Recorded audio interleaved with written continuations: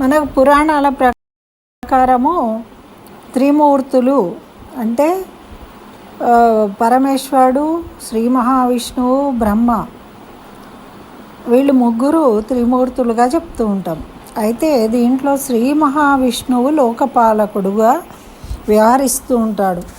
అయితే ఈ స్వామి శ్రీ మహావిష్ణువు దుష్ట శిక్షణ కోసము, శిష్ట రక్షణ కోసము ఎన్నో రకరకాల అవతారాలను ఎత్తుతూ ఉంటాడు ప్రతి యుగంలో కూడా.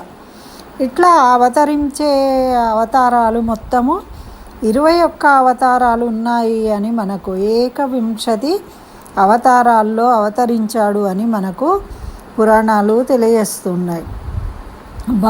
భాగవతం తెలియజేస్తుంది. అయితే దీంట్లో 10 దశావతారాలు మాత్రం మనము చాలా ముఖ్యంగా చెప్పుకుంటాము. అంటే దానివల్ల అంటే మిగతావి అంశావతారాలుగా చెప్తారు. అట్లా ఈ 10 అవతారాలు చాలా ముఖ్యమైనవి అన్నమాట. అయితే ఈ భాద్రపద మాసము అటువంటి అవతారాలలో పెరుమాళ్ళు అవతరించిన రోజులు ఈ భాద్రపద మాసంలో రావడం కూడా చాలా విశేషం అన్నమాట. అయితే పరమ పవిత్రమైన ఈ భాద్రపద మాసంలో ఈరోజు రేపు కూడా ఇలాంటి అవతారాల్లో శ్రీమన్నారాయణుడే అవతరించిన రోజులుగా చెప్పబడ్డాయి. కాబట్టి మనము వాటి గురించి ఇప్పుడు ఈ వీడియోలో తెలుసుకుందాం. ఓం నమో నారాయణాయ శ్రీమతే రామానుజాయ నమః. శ్రీమన్నారాయణ చరణో శరణం ప్రపద్యే.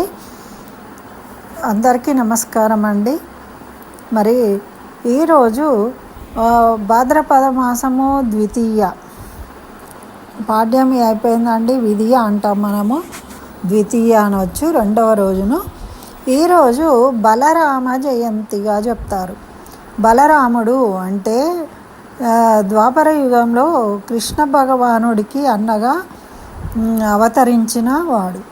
అయితే మనకు ఈ కృష్ణ భగవానుడికి అన్నగా అవతరించింది కూడా ఈ శ్రీ మహావిష్ణువు యొక్క అంశ అని చెప్తుంది పురాణం. అట్లా శ్రీ మహావిష్ణువు యొక్క తెల్లని తేజస్సు అవతారమేమో బలరాముడు, నల్లని నీలివర్ణ ప్రకాశితమైన అంశనేమో కృష్ణుడిగా అవతరించాడు అని తెలియజేస్తూ ఉంటుంది అన్నమాట. అంటే మనము బలరాముణ్ణి శ్రీ మహావిష్ణువు యొక్క అంశావతారంగా చెప్తారు. అయితే ఈరోజు అటువంటి బలరాముడు జన్మించిన రోజు జయంతి అన్నమాట. మనం కృష్ణాష్టమి చేసుకుంటాం కదండి, కృష్ణుడు జన్మించిన తిరునక్షత్రం, అదేవిధంగా బలరాముడిది అనమాట. అయితే ఈ బలరాముడు 7వ గర్భంలో జన్మించిండు. అయితే బలరాముడు దేవకి గర్భం నుండి జన్మించి బయటకి రాలేదు. మరి ఎందుకు అంటే 7వ గర్భము వచ్చింది కానీ పోయింది అని లెక్క కోసం మాత్రమే ఈ అవతరణ జరిగింది. తర్వాత త్రేతాయుగంలో రాముడిగా అవతరించినప్పుడు లక్ష్మణుడిగా ఆదిశేషుడు అవతరించి అతనికి రాముడికి వెంట ఉండి మొదటి నుంచి లాస్ట్ వరకు కూడా లక్ష్మణుడు సేవించుకుంటాడు భగవంతుణ్ణి. అప్పుడట ఆ శ్రీమన్నారాయణుడు ఏమనుకున్నాడు అంటే, అయ్యో ఇంత నన్ను నా వెంట ఉంటూ ఉన్నాడు, నాకు ఇన్ని సేవలు చేస్తూ ఉన్నాడు, ఈసారి అవతారంలో నేను తమ్ముడిగా జన్మించి అన్నగా లక్ష్మణుడు జన్మించి అంటే ఆదిశేషు జన్మించి నేను సేవ చేసి తరిస్తా అనుకున్నాడట. అంత నిబద్ధతగా లక్ష్మణుడు సేవ చేసుకుంటాడనమాట. అటువంటి విధంగా అయితే ఆ ఆదిశేషావతారుడే మనకి ఇక్కడ బలరాముడిగా జన్మించాడు అని కూడా చెప్తారు. ఇది ఎందుకు అంటే మనకు చివరగా తెలుస్తుంది. ఎప్పుడైతే కృష్ణ నిర్యాణం జరుగుతుందో ఆ బాణంతో కృష్ణుడు నిర్యాణం పొందాడో అప్పుడు అంతకన్నా ముందే ఈ విషయం తెలుసుకొని బలరాముడు నదీ తీరానికి వెళ్ళి ఒక చెట్టు కింద కూర్చుంటాడు. కూర్చొని ప్రాణోత్కృష్టన చేస్తాడు, అంటే ఊపిరి బిగబెడతారు వాళ్ళు. అలా పట్టినప్పుడు ఏమవుతుంది అంటే ఆ బలరాముడి నోట్లో నుంచి ఒక శ్వేత నాగు బయటకు వచ్చి ఆ నీటిలోకి వెళ్ళిపోతుంది, అంతర్ధానం అవుతుంది. దీన్ని బట్టి ఆదిశేష అవతారము బలరాముడు అని కూడా చెప్తారు. మరియు ఆ శ్రీ మహావిష్ణువు యొక్క అంశ అవతారంగా చెప్తారు. అయితే ఈ అవతారంలో కృష్ణుడికి వెంటనే ఉంటూ కనిపెట్టుకుని ఉంటాడు ఎప్పుడు కూడా. అదేవిధంగా రాక్షసులను సంహరించడంలో కానీ అన్నిట్లో కూడా తను కూడా కాస్త అంటే పాలు పంచుకోకపోయినప్పటికీ ఎప్పుడూ వెంట ఉంటాడనమాట. ఎందుకు అంటే తమ్ముడిగా తనే అన్నకు సేవ చేయాలనుకున్నాడు కాబట్టి. ఆ విధంగా ఇద్దరు రాక్షసులను సంహరిస్తాడు. తను చాలా బలవంతుడు. మరి మల్ల గదాయుద్ధాన్ని నేర్పిస్తాడు భీముడికి, దుర్యోధనుడికి.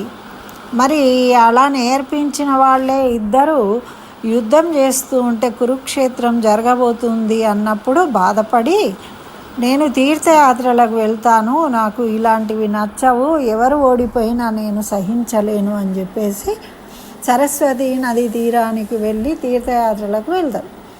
అట్లా 42 రోజులు తీర్థయాత్రలు చేసి తిరిగి వచ్చే వరకు ఈ కురుక్షేత్రము చివరి రోజు 18వ రోజుకు చేరుకుంటుంది. ఇక అంత యుద్ధం అయిపోయింది. దుర్యోధనుడు ఆ జలం మడుగులో దాక్కుంటాడు. ఆ సమయంలో వీళ్ళు కనుక్కుని దుర్యోధనుడిని బయటకు తీసి ఇందులో ఎవరు గెలిస్తే వాళ్ళదే రాజ్యం అని ధర్మరాజు చెప్పడం, వాళ్ళు అలా యుద్ధం చేయడము, గదా యుద్ధము, మల్ల యుద్ధం చేయడము చేసిన తర్వాత భీముడు తొడల మీద కొట్టడం వల్ల దుర్యోధనుడు మరణిస్తాడు. అప్పుడు కించిత్ బాధపడతాడు. ఎందుకు అంటే దుర్యోధనుడు కూడా శిష్యుడు, తర్వాత అది సరి అయిన విధానం కాదు అని. కానీ భీముడు ప్రతిజ్ఞ తీసుకుంటాడు. ఎందుకు? ద్రౌపదీదేవిని సభలోకి ఈడ్చుకు వచ్చినప్పుడు దుర్యోధనుడు అహంకారంతో తన తొడను చూపించి అక్కడ వచ్చి కూర్చోమంటాడు. అలా అనకూడదు కదా. వాళ్ళ కురు సామ్రాజ్యానికి పట్టమహిషామి. అలా అన్నప్పుడు భీముడు అక్కడే కొట్టి నిన్ను సంహరిస్తా అని ప్రతిజ్ఞ చేస్తాడు. అందుకని చెప్పేసి ఆ విధంగా చేయడం జరుగుతుంది. కృష్ణుడు దాన్ని వివరించాడు. తర్వాత అయిపోతుంది నిర్యాణము. ఆ అవతారం అనేది చాలిస్తాడు. ఈ విధంగా ఎంతో బలవంతుడు కాబట్టి బలరాముడు అని, హలము అనేది నాగలి అతని యొక్క ఆయుధం కాబట్టి హలాయుధుడు అని. మరి ఈయన జన్మించినప్పుడు దేవకీ గర్భం నుండి ఆకర్షించి యముడు రోహిణి గర్భంలో ప్రవేశపెట్టడం జరుగుతుంది. రోహిణికి కొడుకుగా జన్మిస్తాడనమాట. అలా ఆకర్షించబడింది కాబట్టి సంకర్షణుడు. అందుకే మనకు విష్ణు నామాలలో సంకర్షణ అనేది ఉంటుంది. అంటే అది కూడా ఒక అవతారంగా చెప్తారు కాబట్టి ఆ నామం కూడా వర్తిస్తుంది అన్నమాట. ఈ విధంగా బలరామ జయంతి ఈరోజు అండి. మరి అదేవిధంగా మనకు రేపు భాద్రపద మాసము తృతీయ మనకు వరాహ జయంతిగా జరుపుకుంటాం. అంటే 2 ముఖ్యమైన అవతారాలు మనకు ఈ మాసంలో వస్తున్నాయి. అది వెంట అన్నమాట. అయితే ఈ వరాహ అవతారము అనేది మనకు 3వ అవతారంగా చెప్తారు. మనకు దశావతారాలలో 3వ అవతారము వరాహ అవతారం. ఈ వరాహ అవతారము సాక్షాత్తు మహాలక్ష్మీదేవి కోసం, భూదేవి కోసం అవతరిస్తాడనమాట. అయితే మహాలక్ష్మి లేకుండా ఎప్పుడు కూడా స్వామి ఉండడు. ఆమె అనపాయునిగా కలిసి ఉంటుంది కాబట్టి శ్రీ అని కలిపి శ్రీ వరాహమూర్తి, వరాహస్వామి అని మనం పిలుస్తూ ఉంటాం. అయితే ఈ వరాహ అవతారం దేని గురించి వచ్చింది అంటే భూదేవి ప్రార్థిస్తుందన్నమాట. భూదేవి ప్రార్థించడం వల్ల ఆ అవతారాన్ని ఎత్తుతాడు. అదేవిధంగా ఈ వరాహ అవతారము అనేది కలియుగంలో కూడా భూమి మీదకి వచ్చిన మొట్టమొదటి అవతారము వరాహస్వామి అవతారం. మనకు వెంకటగిరి కొండల్లో తిరుమల కొండల మీద ఫస్ట్ ఆయన వెలిసిండు వరాహస్వామిగా. ఆ తర్వాత వెంకటేశ్వర స్వామి అక్కడ స్థిర నివాసం ఏర్పరచుకున్నప్పుడు ఈ వరాహస్వామిని అనుమతి కోరుతాడు, నాకు కాస్త జాగా ఇయ్యి, నేను కూడా ఇక్కడ నివాసం ఉండదలుచుకున్నా అని. అందుకని ఈ వరాహ జయంతిని అక్కడ తిరుమలలో కూడా జరిపిస్తూ ఉంటారు.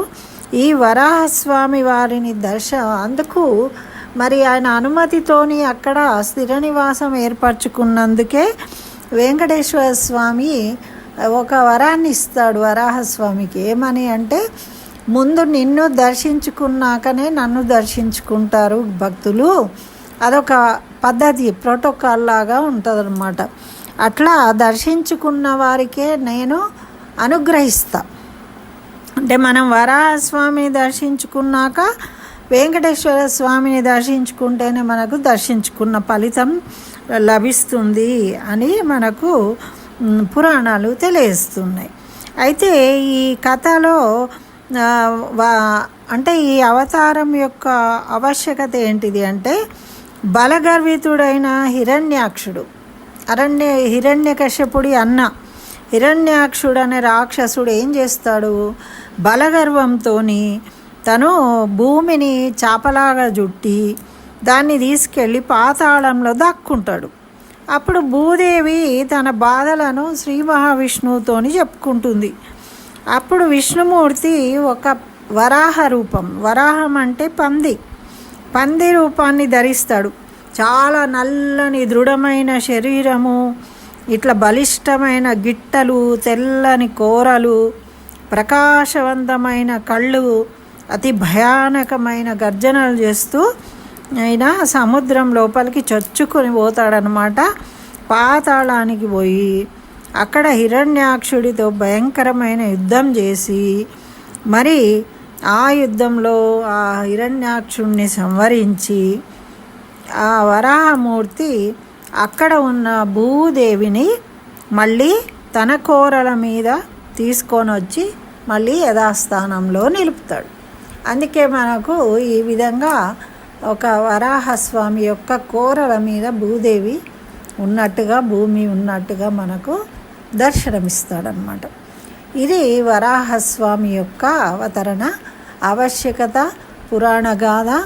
మరి ఇటువంటి పవిత్రమైన రోజులు అంటే సాక్షాత్తు శ్రీ మహావిష్ణువు అవతరించిన విధానము, ఆ ఆవశ్యకతను మనము ఎప్పుడూ తలుచుకున్నా కూడా ఆ శ్రీ మహావిష్ణువు యొక్క అనుగ్రహంతో మనకు అన్ని శుభాలు జరుగుతాయని మన పెద్దలు చెప్పారు. కాబట్టి మనం ఈరోజు ఈ కథ విని చక్కగా స్మరించుకుందాం ఆ బలరాముణ్ణి.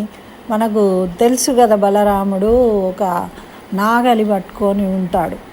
అటువంటి బలరాముణ్ణి స్మరించుకొని అదేవిధంగా వరాహస్వామిని స్మరించుకొని నమస్కరించుకొని తరిద్దాం. స్వస్తి. సర్వం శ్రీకృష్ణ చరణారవిందార్పణమస్తు.